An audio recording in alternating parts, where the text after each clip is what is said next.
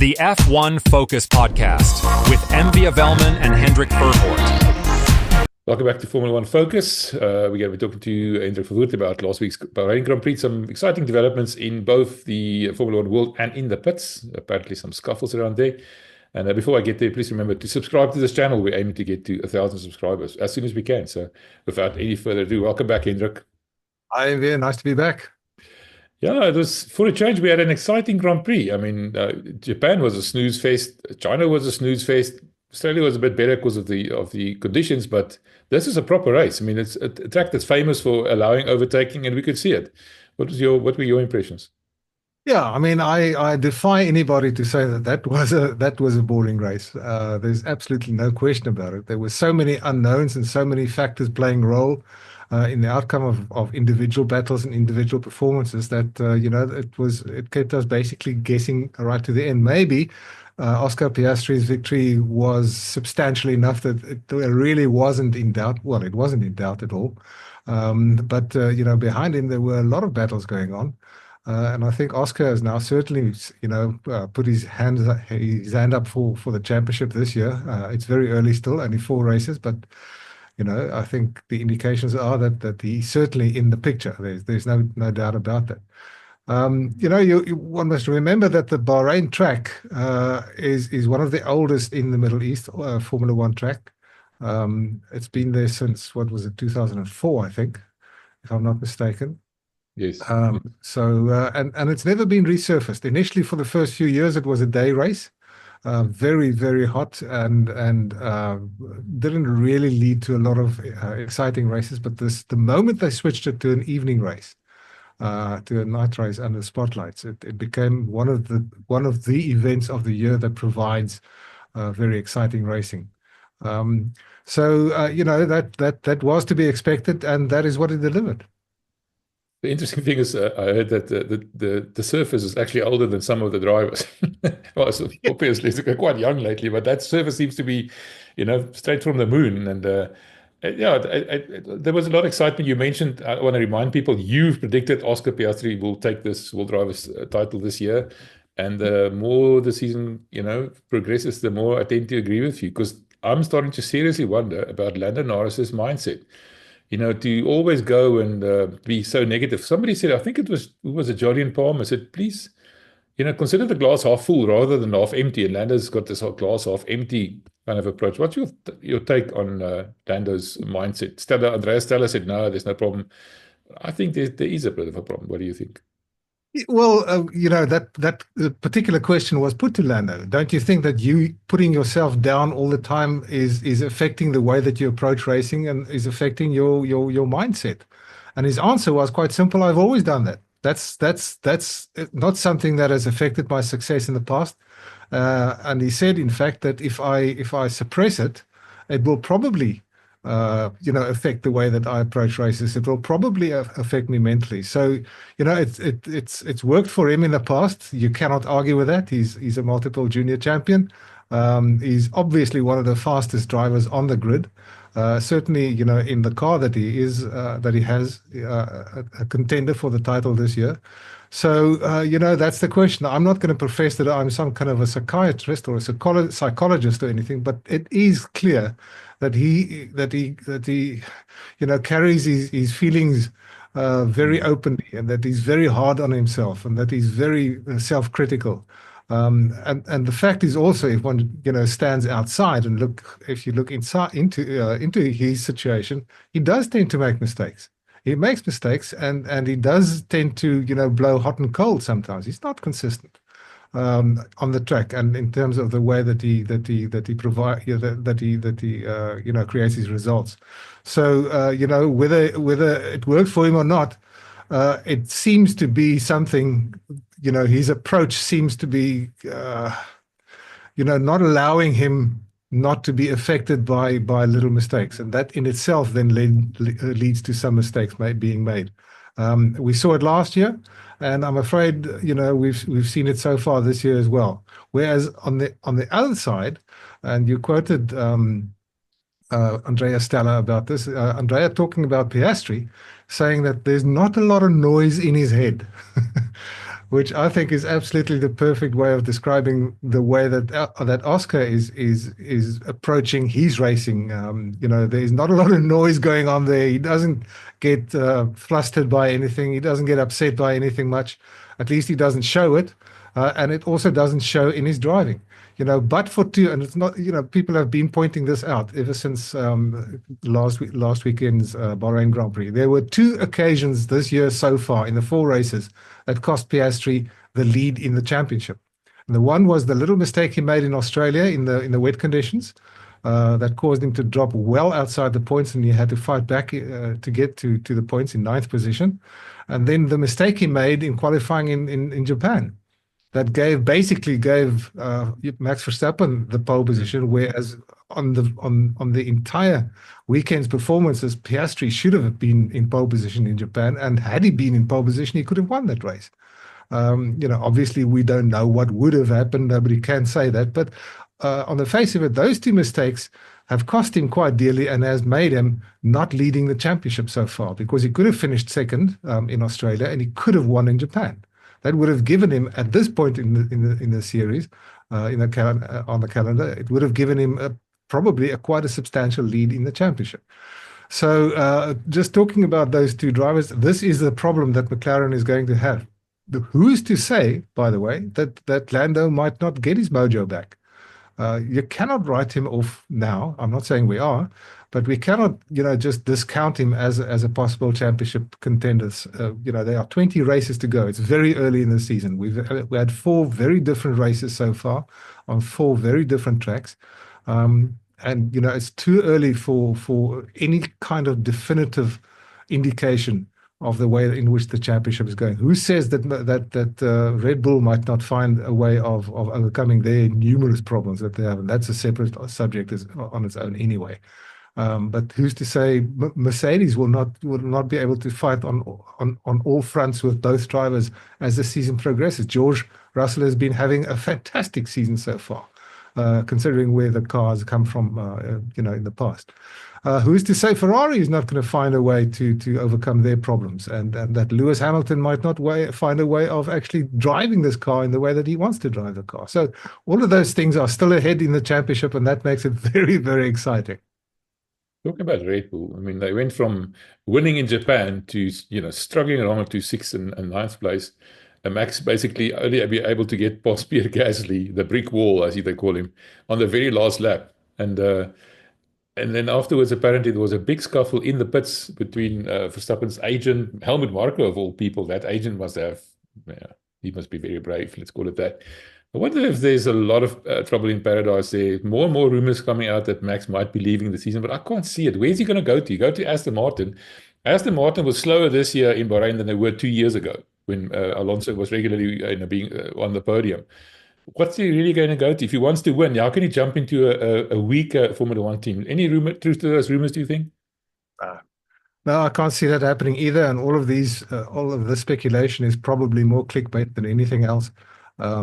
Yes, there was some very serious concern expressed by Helmut Marko after the race, but one must always remember that straight after the race, when emotions are running high, people tend to say things that they will probably not say when temperatures have cooled down a little bit. Mm-hmm. So one must always, take those kind of statements a little bit with a pinch of salt. Having said that, there is clearly unhappiness in the Red Bull camp. Obviously, the car is not performing the way it should, and apparently the problem is, this is what cleverer people than I am saying. Apparently, the problem is that the data that they're getting from the aging wind tunnel does not correlate with the data that they collect at the track. In other words, you can't go back to your factory, to your wind tunnel, and then test possible solutions for your problems, and then come to the track and then they don't work because the data do not correlate. So that is a serious problem that they have. Their car is has too the phrase is too narrow an operating window. Poor old Yuki Tsunoda has also found that. He said after the race that he doesn't understand the way that this car works. He doesn't understand half of what this car is doing. So if he, who has been parachuted in to save that second car and that second, the second hand that they're fighting with, If he is, virtually lost, then there must be a serious problem. One must always, again, I've said this many times, one must always take the so-called number 2 driver in a team to see where that car really is at. Max is such an exceptional talent, once in a generation talent, that you cannot say that the way that the performance that he gets out of the car, or what he's able to put on the scoreboard, that's the standard, or that's the measure of where the car is. He's just overcoming it, and even he was lost at sea. Even he was complaining about it in Bahrain this past weekend. He's been complaining from the beginning of the season, but at least he's got some results. But he's the one that's also saying in public now that there's a serious problem with this car. The RB21 has not been able to solve the problems that they had last year with the RB20. And Christian Horner has also admitted that they have a lot of work to do, because it's not just a question of setup. It's basically, it seems, a question of aerodynamics and how the car changes the aerodynamic load as it goes into, through, and out of a corner. So that's the basic thing. And once you start tampering with aerodynamics, you can't just change one little winglet or one little element of a wing. That affects the entire car and the entire way that the aerodynamics works. So that is a serious problem. Will Max leave the team? Absolutely not this season. I cannot see that happening. As you point out, where does he go? Aston Martin is not the answer, because, we know why not. Mercedes, who's been sniffing around, let's be honest, any team would take Verstappen. If Verstappen walks now, any team would say, come, we'll drop whoever we need to drop, and you can come and take his place. But it's not going to be that easy. It's certainly not going to be that simple for him to just walk away, unless he decides to walk away from Formula One. That is not outside of the realms of possibility. If he decides that he's had enough, he's got other interests that in his life, he's about to become a father of his own child for the first time. There are factors that may play on his situation that he may take into account when he takes the decision. He could walk away. He could absolutely walk away, and he has said in the past that he's not married to Formula One for the rest of his life. He's got many other interests. So that, I think, could be a possibility, a very remote possibility, I think, because he's a racer, he's a competitor, and he's a reigning champion. He would certainly like to defend his title and be in a position to do that. So he's going to push as hard as possible for the team to sort themselves out.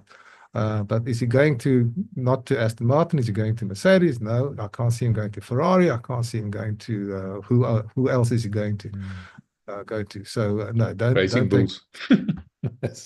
those too seriously as far as I'm concerned. No, you just mentioned Mercedes. There's very strong rumors that George Russell's going to get a new contract. We know that his expires at the end of the year. Looks like maybe a 2-year plus a 1-year option, and for a substantial amount of money, £25 million or something ridiculous. I mean, I haven't got any confirmation. The point is, Mercedes have now decided, looks like, to reach their wagon to Russell's star, because he's really stepped up to the plate, make no mistake. And the nice thing about him this year, the Mercedes is not quite there, but he's been able to feed off the scraps of drivers making mistakes and whatever he can. He maximized every single opportunity that he had that I can remember.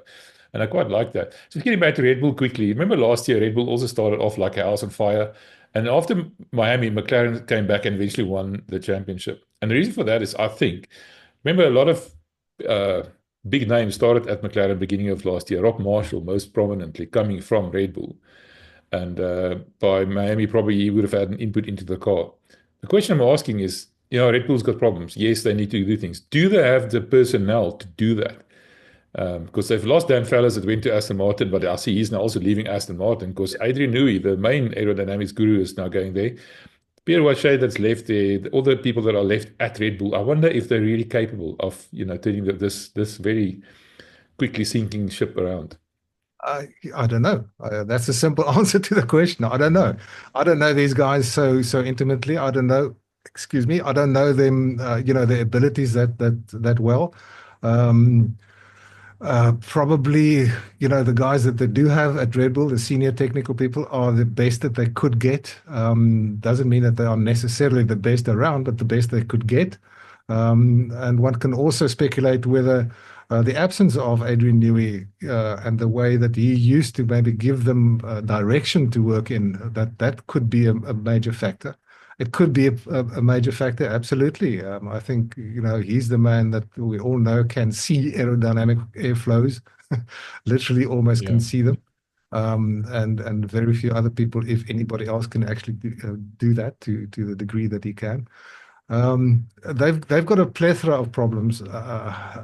I'm not going to point a blaming finger to anybody, but it's just not possible for me to answer the question whether they've got the right people in place. I think they've got the right people that they could put their hands on. Whether that actually works, that's a different problem. And whether they could get anybody to replace anybody of the senior people, I don't think that's possible, because whoever they want to poach from another team will have to, wait another year before they can join. So they've got a serious problem, and they've got to find a way and again, the problem that I mentioned earlier on, how do you find a solution if your R&D data coming from the wind tunnel does not correlate with what you actually find in the real world? I don't have an answer. I mean, if they have an answer, good luck to them. If I had the answer, I would sell it for many, many, many millions to them, but I don't. Well, you can always speculate. Yeah, and also an interesting thing is, you also mentioned that the simulator is not similar to the actual car. There's also a difference. Remember, you said, the car's not that bad to drive in the simulator. And once you took it out on track, it's not exactly the same thing. So that's also another problem that they've got. Well, I mean, you're working with data in a simulator and in a wind tunnel, and then you go and sit in a real world car on a real world track with real world air flowing over the car. And maybe not, in fact, probably mostly not always does the air flow over the car the way that you want it to. It comes from the one side or the other side, or it's dirty air from another car, and you can't simulate that. So, data can only take you that far. The simulators are based on data. It's computers. That's what they are. So, that can only take you that far. The other team that brought a whole plethora of upgrades to Bahrain was Ferrari. New floors for both drivers. Hamilton said that there was something wrong with his car and they're going to fix it. I'm wondering, looks more and more to me like the Ferrari honeymoon is over. Lewis is not making all those nice sounding sound bites anymore, saying that his qualifying was still not good enough or slower than it was last year in this new car. He's not used to the engine braking that Ferrari apparently uses. Not what you want to hear from your, the second most expensive driver on the grid. And also, again, they maybe screwed up the strategy a little bit, going for the hard tire towards the end rather than the soft, or maybe they had a set of new softs available as far as I'm aware. Leclerc also, putting his hair out again about Ferrari's strategy. What's your thoughts on Ferrari's performance at Bahrain? Yeah, well, Charles, sometimes it needs to just listen to the team, because they do have the data, they have the information, they have a much bigger picture than he has. And obviously, sometimes the driver can feel what the tires do and better. But in most cases, the team knows more, and their decisions should be, dictated to by the information that they have. That's just a little bit aside. Look, I think fourth and fifth is probably the best are probably the best positions that Ferrari could have expected. So, and let's not forget that Hamilton's fifth position is his best for Ferrari so far this year, apart from the sprint win. But he has actually been pretty positive after the race. And it's not just because of the floor, and it's not just because of the engine braking. What he's basically saying, for those that haven't seen this before, what he's basically saying is that in all the years that he's been racing in Formula One, and all those years obviously with McLaren and then with Mercedes, with Mercedes have been with Mercedes engines. And he said in all those years they've never had to use engine braking to turn the car. And now at Ferrari, apparently, that is a major way in which you control how you turn the car into a corner. You use the engine braking instead of the actual physical, pedal, the braking system. Exactly how that works, I'm actually quite interested in. I haven't been able to sort out exactly how that works, but I'm on a motorbike, so I know how you use engine braking to slow your bike down. So it's probably more or less the same sort of thing. You gear down and you use the engine's compression to slow you down. How that helps in turning the car, that is rather new to me. I'll try and work that one out. Maybe we can talk about it next time. But look, I mean, one has to accept that if you come into a situation where the systems on the car are completely different from what you've been used to for, 16 years of your racing life, it will take a while. Muscle memory is not something that you quickly just discard. We all know that if you haven't ridden on a bicycle for a while and you get onto a bicycle, you can probably pick it up quite quickly. So that's muscle memory for you, and that's the same thing. But if you have completely different systems, and let's also not forget that these days, the only testing that these guys get, yes, is in the simulator, but the real world testing is during a Grand Prix weekend. It's not like in the past where somebody like Michael Schumacher, after a race on a Sunday, could go to Fiorano and go and test for 4 days at Fiorano, unlimited mileage, and test and sort things out and develop the tires, the Bridgestone tires those years to suit him perfectly, and then go and race the next weekend armed with the knowledge that you've just gained in that testing session. You can't do that anymore. So it will take a little while, I think, and maybe the expectations were a little bit high. I'm probably going to have to put my hand up for that as well at the beginning of the season, but the reality has come in now. And he says he's pretty sure that he will get there in the end. He will find a way of driving this car to be competitive and to be able to race at the front of the field. So I think we'll just have to be Ferrari fans will have to be a little bit more patient with Lewis. It's not like he's all of a sudden forgotten how to drive a racing car or a Formula One car. It's just the way in which you drive it. And let's not forget also the margins are so small, and so how do you find another 0.2 of a second or another 1/10 of a second or 0.5 of a second? That those kind of margins, that's what makes the difference. And in a competitive field like we have at the moment, those are the kind of margins. Ask poor Jack Doohan, we'll get to him, but he missed out on Q3 by 1/10 of a second, if not less, in qualifying.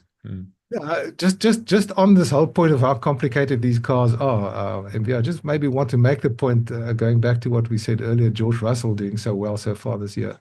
I mean, the race that he had to, or the problems that he had to cope with in the Bahrain Grand Prix are just, unbelievable. And the way that he's been able to cope with that, where the electronics, we tend to forget that these cars are very complicated electronically. That most systems are used, are run on the car, are run by electronics.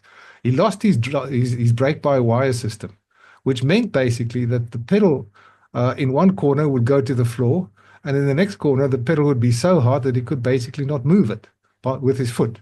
So you have to now race with those kind of conditions.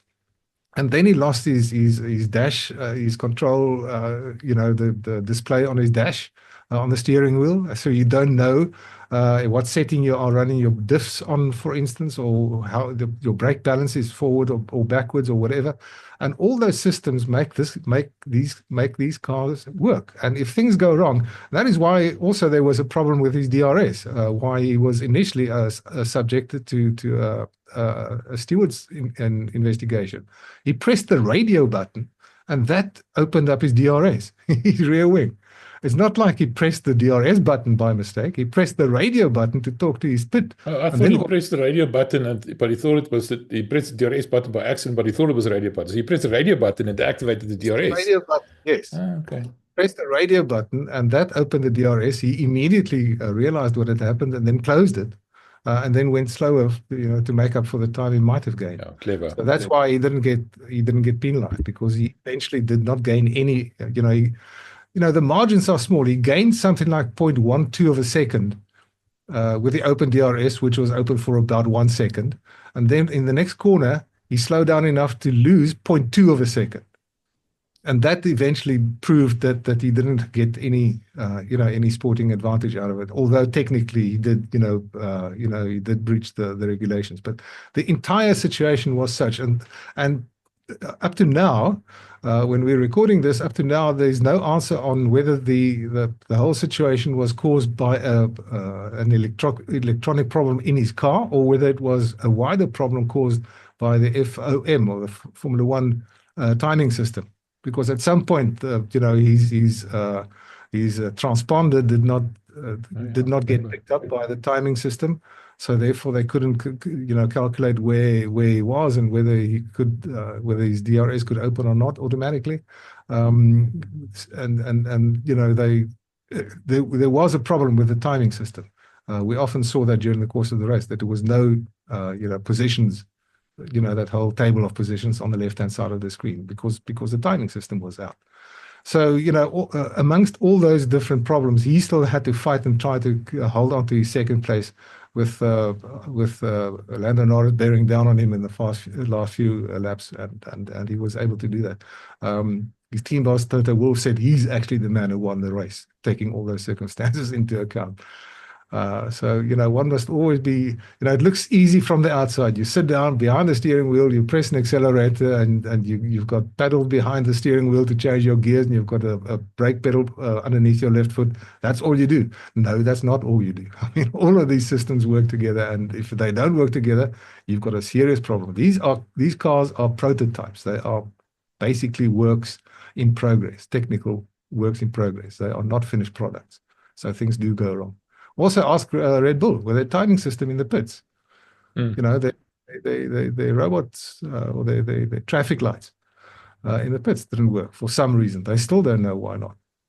One of the other problems that they had. One of the many. Yeah. For me, the surprise package of the weekend was the Alpine team. I mean, Pierre Gasly qualified way up there on merit. Doohan barely missed it, like you just said. And even in the race, Doohan was in the running to score points until the safety car sort of scuppered that for him. But the point is, Gasly was able to keep Max Verstappen behind him for many, many laps. Like I said earlier, Max was only able to overtake him on the very last lap. Where does this sudden burst of speed come from, firstly? And secondly, we do our weekly Doohan watch. Is Doohan safer now, or what's the latest? The noises out of the paddock is that he's been given the assurance that his seat is safe until at least the summer break. So, that's until, what is it? Until the Belgian or the Belgian or the Hungarian Grand Prix. I haven't got that calendar in front of me now. So, at least for until around 13, 14, 15, around about there. So, it hasn't been announced, obviously, and nobody's actually stated it on record, which is why you only see it as a rumor. But those rumors are normally well placed and normally well founded. So I think that's probably good for him. And the problem that Alpine still has is, they're running a Renault engine, which is underpowered. So on fast circuits like in Japan, they are probably nowhere. In China, they're probably nowhere because of that. Then you get a situation in Australia at the beginning of the season where the weather conditions dictated your pace. So, that's not representative. So, and, in Bahrain, top speed, they don't have that much of a long straight coming. We'll have to wait and see what happens in Saudi Arabia this weekend for them. But in terms of handling, the car seems to be predictable and seem to be, the drivers seem to be, both of them seem to be comfortable with the handling of the car. So maybe, the indications may not have been in the early part of the season. And now we're seeing that on a particular track, in particular circumstances, with particular tire degradation and particular track temperature and stuff like that, the Alpine can be amongst the midfield runners on merit. So let's wait and see. Maybe that can continue for the rest of the season. Last year, this time, they were nowhere.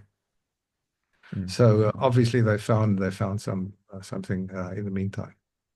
That's another new technical guy over there, David Sanchez. Remember, he was supposed to go to McLaren with Ferrari. He was at McLaren for, I think, 2 or 3 months, and then realized, there wasn't really a place. I mentioned Rob Marshall a bit earlier. McLaren's got this little complicated structure, and he went to Alpine. And I think we're starting to see the effects of a proper technical guy there, and I'll be keeping an eye on them.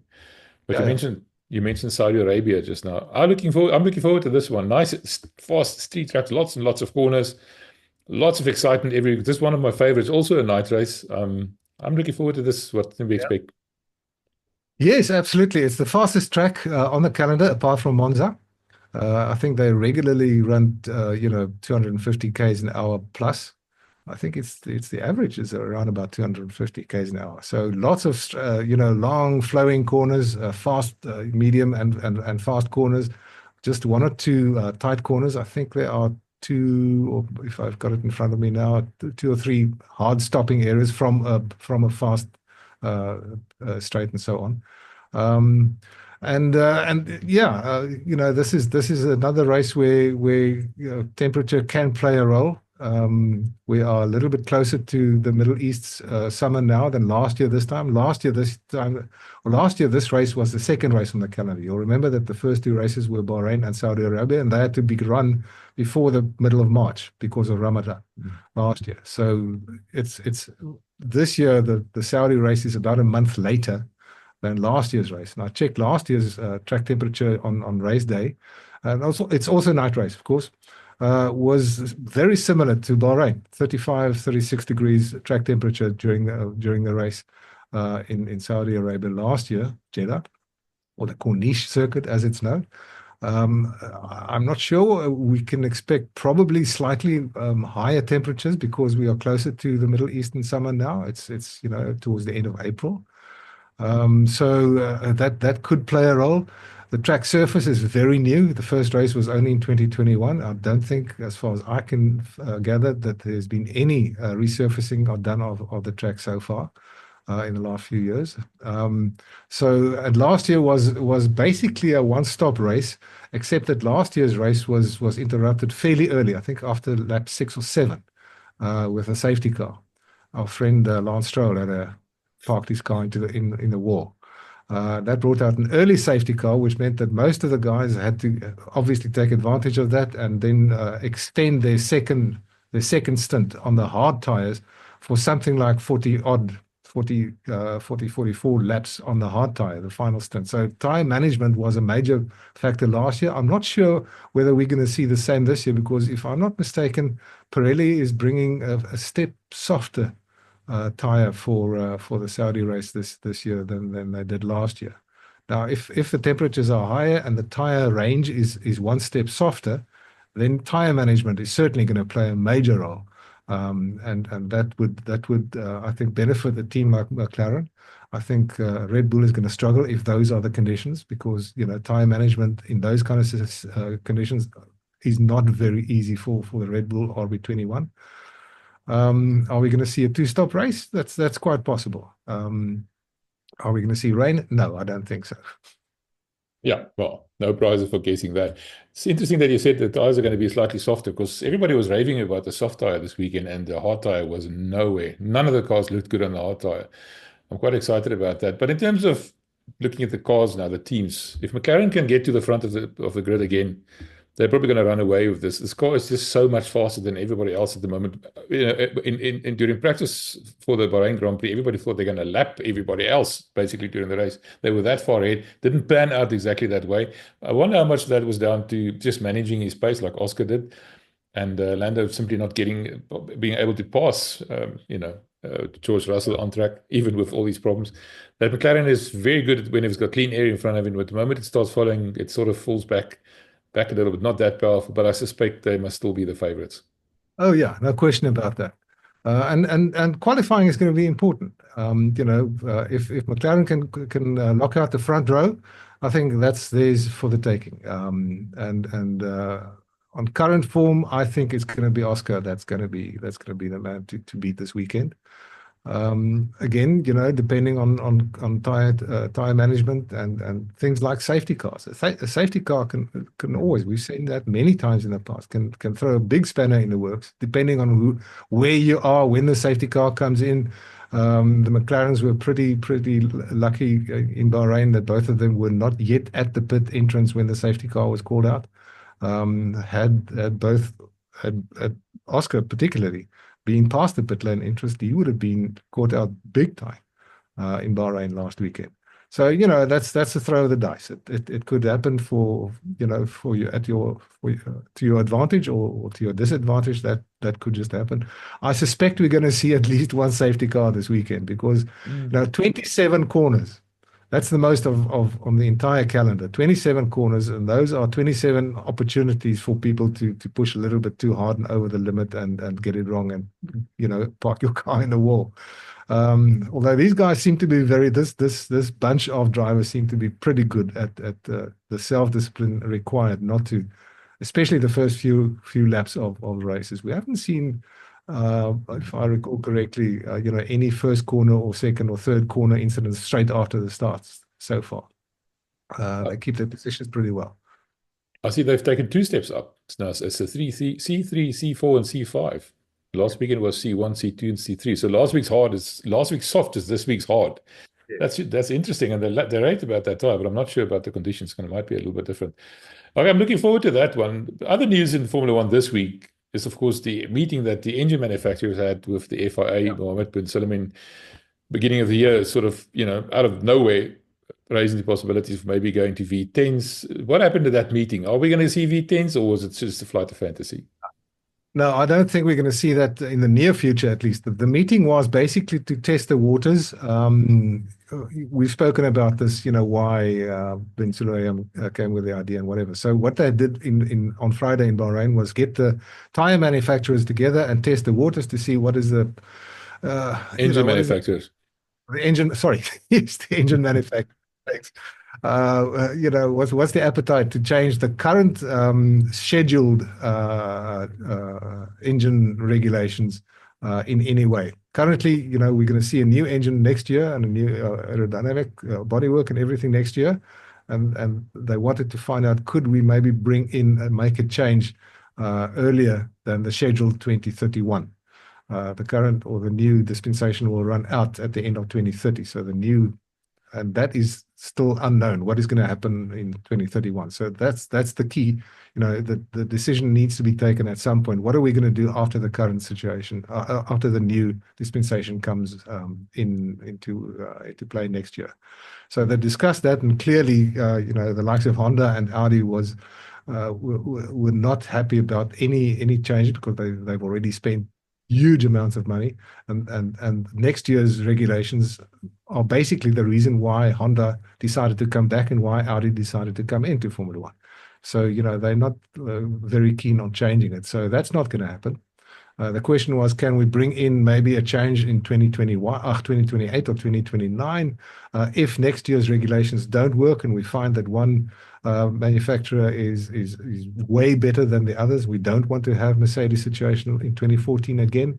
They decided, well, then if we do have a situation like that, what we will do is change the regulations and allow those that are behind to catch up. At the moment, once you start a season, your engine or your power unit is basically homologated. That means those specifications and they remain. You cannot now make any changes in order to find more performance. It's also a question of saving some money. So there's a question of how they're going to manage or change the engine spend cap or the budget cap for the engine manufacturers. So they're going to tweak those regulations if they find at the beginning of next year that there is not or there is a situation where one manufacturer is likely to dominate. They don't want that, and I tend to agree with that. So they are going to then change the regulations and allow the back market, so to speak, to catch up in order to keep this formula until the end of 2030. They did not decide that they're not going to add or change or bring in, another ICE, internal combustion engine, in 2031. They basically just kicked that bucket or that turn down the road and said, we're going to decide about that later. But the talk is that they may consider, bringing in a normally aspirated V8 or V10, most likely a V8, and not turbocharged, normally aspirated, because a turbocharger tends to make the engine less noisy or less loud. And still, what they did say is there will always be an element of hybridization of electrics. So you'll probably, we will see a hybrid engine, whether it's turbocharged or not. That's the question, and what the level of the hybridization is going to be. Next year it's going to be a 50-50 split, basically, in power delivery between the electric unit and the internal combustion engine. Are they going to change that ratio in 2030? That's a possibility. But then there's the other argument, of course, that people are saying, and I think we've touched on this in the past. Why do you want to bring in noisy engines again? Why do you want to go back to the? Just as an aside, the fuel will be fully synthetic fuel, regardless of what they do. So that's been another decision. They're going to use a fully sustainable fuel, regardless. So the argument is, of course, that the audience, the Formula One audience, has substantially changed over the last few years. You've got a much younger audience, a much better spread between males and females, and people tend to bring their young families to the races.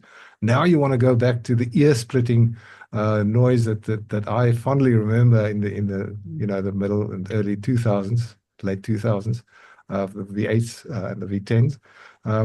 But us older people need to remember that the audience is much younger now. They don't have any recollection of that. And if you now start to bring in, this sort of noisy, high-pitched, you're going to find resistance from the likely audience at the track. And I remember particularly well one Monza event that I went to in those days. So this would have been middle 2000s. We still had the V8s then. And I couldn't believe how many people at the track had young children in prams, and dogs, for instance, on leashes. I couldn't believe that they would allow these young kids and the dogs that can pick up sounds much more than human beings, because the normal human being next to the track sat there with earplugs. It's too loud not to carry earplugs those days. So you're going to find a situation now bringing that back that people are going to not accept that. So that's the other question. I personally would like to see it come back, but then again, I'm from a different generation, and I think our time has passed. Well, talking about our time has passed, I think we've covered everything. That was interesting. I'm looking forward to this weekend. I think Lando's got a lot to prove now in terms of his mental thing. Every time now when he's under a little bit of pressure, he tends to sort of succumb to the pressure. Whereas Oscar just sails along serenely and makes some sort of sarcastic joke. I was laughing about his comment about the water. He would have loved to drink it if it was working. But yes. Lando, the moment the pressure's on, there does seem to be a chink in the armor for me. Whether it worked in the past or not, the point is it's affecting him at the moment. So I think Oscar will probably win this one as one. And I think Oscar, you were right at the beginning of the season. I'm going to call it now. Oscar's going to sail serenely to winning the driver's title. I'm calling it early. Okay, we'll remember that when it happens at the end of the season. That after you said when, not if. Yes, that you said after 4 races. We will remember that. We'll put a mark next to that one. Only dark cloud might be the new tests they're bringing in for the flexibility of the wings and the likes in Spain, I think. A lot of question marks about that McLaren, so we'll see. But that's round 9. By then it could be well overreached, just like Max used to be in the beginning of the season. Yeah, you can build a lead and then you can just defend it. Yeah, Max said the other day he's not competing in the championship; he's just participating in the championship. Well, I mean, where is he now? He's just 8 points behind after 4 races. Not bad. No, it's not bad for a car that's not even 4th fastest. I don't think. If we remember last year, he won the first 2 races. He won more than the first 2 races in a row, and he built up his lead that he could defend when the others caught up after Miami last year. So anyway, looking forward to this weekend. Thanks, Hendrik. Appreciate it. Cheers. The F1 Focus Podcast with MW Welman and Hendrik Verwoerd.